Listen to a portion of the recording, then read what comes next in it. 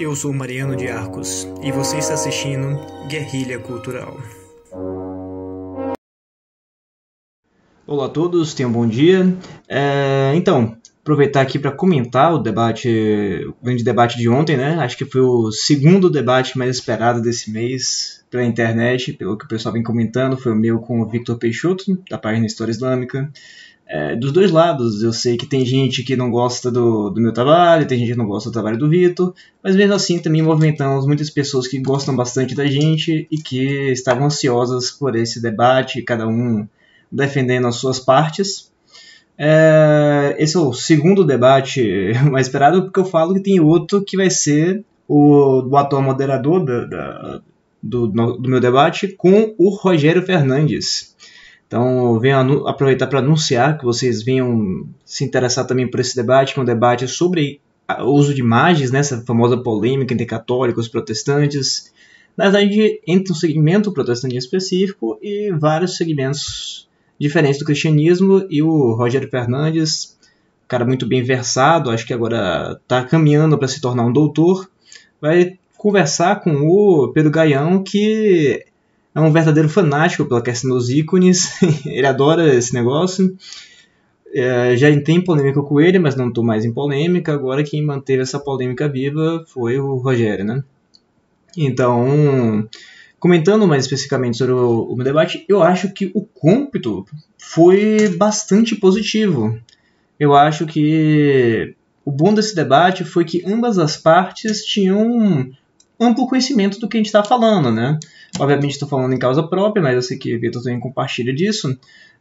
Eu sinto que o Vitor tem vários fatos diferentes para contar para mim, vários fatos que eu pude apresentar a ele, e independente do lado que você ficou após assistir, quem você acha que venceu, quem você acha que não venceu, o interessante é que vocês, com certeza, com o debate, vão ficar mais inteligentes.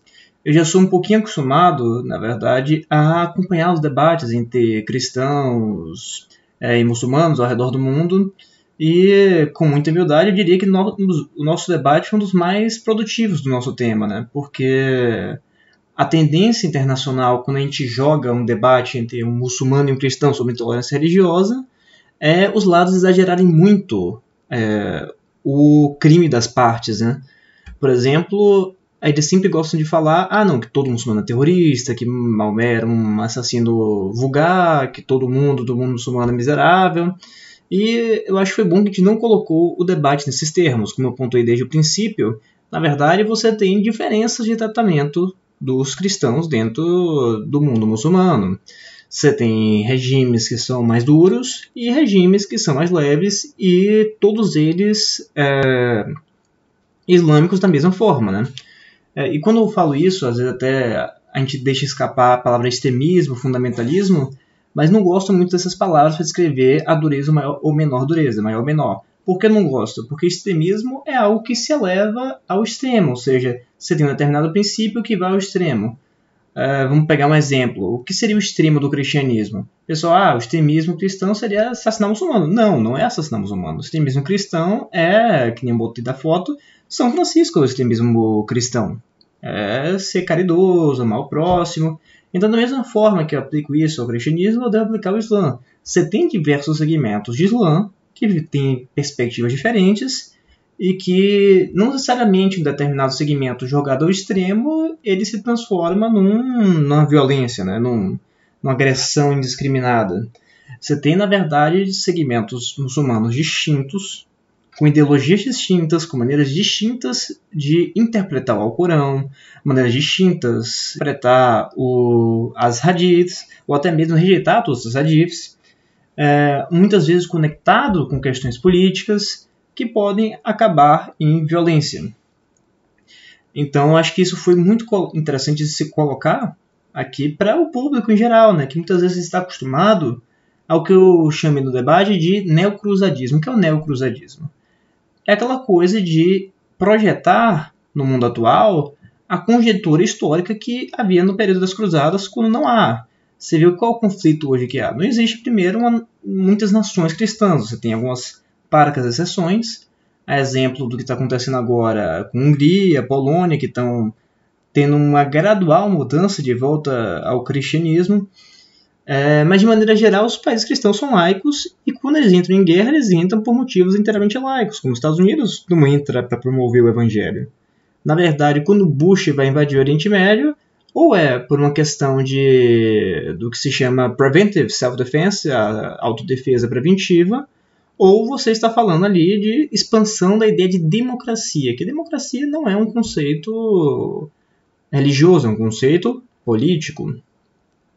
Então, da mesma forma, quando você vê aquele impacto de Israel. Israel é uma nação laica. Claro que você tem uma tendência judaica, claro, mas o próprio Estado não é 100% religioso.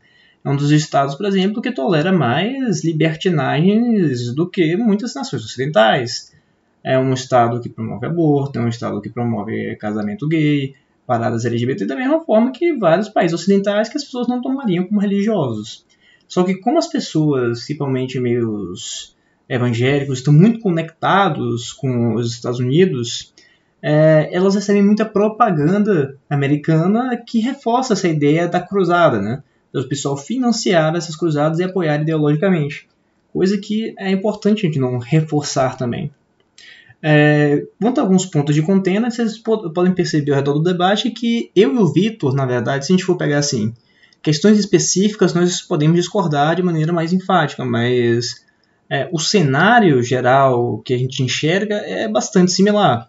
Claro, eu acredito que foi um dos pontos que eu levantei, que há algumas visões de história muçulmana que são romantizadas dentro da historiografia que ele apresenta, mas é natural também. Os católicos fazem isso com a Idade Média, né? A Idade Média parece que é aquele período do máximo do cristianismo, quando não necessariamente. A Idade Média tem várias contradições ali. Aí eu questionei quanto a esse romantismo.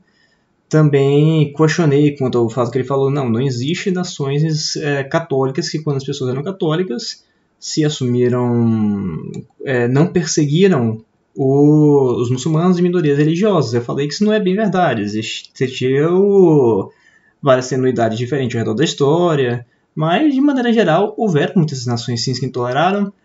Citei o exemplo do Brasil, ele falou da revolta dos malês. Não achei que o exemplo foi dos melhores, porque a revolta dos malês é escrava, né? Mas eu compreendo o que ele disse, porque eu não vejo no Império do Brasil nenhuma propaganda oficial anti-islâmica. Era algo restrito aos senhores de engenho querendo controlar os escravos, como faziam com as religiões africanas também, não necessariamente o Islã. E também há vários pontos na própria Europa de tolerância à pregação muçulmana, de diálogos constantes, apesar de que a Europa, de maneira geral, tem uma diferença fundamental com o mundo islâmico, que o mundo islâmico, em grande parte, ele era primeiro cristão e depois foi dominado e transformado em islâmico. Enquanto a Europa permaneceu com certo isolamento, mas como ambos, eu e o Vitor, reforçamos, você tem períodos de tolerância tanto dentro do mundo muçulmano como tem no mundo católico. Deixa eu ver o que mais. Eu acho que, de certa maneira, houve uma certa concordância tácita, não sei se ele concorda comigo, com relação à figura da diferença entre as tensões dos traficantes evangélicos aqui e dos terroristas lá fora. Que a diferença fundamental é que o mundo muçulmano continua religioso, enquanto aqui não. É natural que, quando as nações religiosas, você veja até mesmo a bandidagem se justificando religiosamente, né? Então, acho que é isso. Acho que o ponto geral do debate foi muito positivo. Acho que foi um debate em alto nível. Não foi propriamente um debate teológico sobre qual é a religião certa, um debate político, por isso que eu desde cedo falei que era uma questão ideológica, por exemplo. Gostaria de deixar uma recomendação final para vocês que têm interesse em um debate teológico legal. Um debate que aconteceu no YouTube aí entre Shabir Ali, do lado muçulmano, e Jay Smith, do lado cristão, apesar de ele ser ortodoxo e ter diferenças entre minha teologia trinitária e a dele. Acho que foi um debate que foi produtivo, apesar dos reveses. Então, gostaria de agradecer a todos pela atenção aqui. Até eu vi que eu tive novos inscritos e novos acompanhamentos no Facebook. Agradecer a todos que se interessaram pelo meu canal, pelo meu blog. E espero que vocês continuem aqui, que eu vou buscar mais conteúdos interessantes para enriquecer o seu dia. Muito obrigado pela atenção e até a próxima.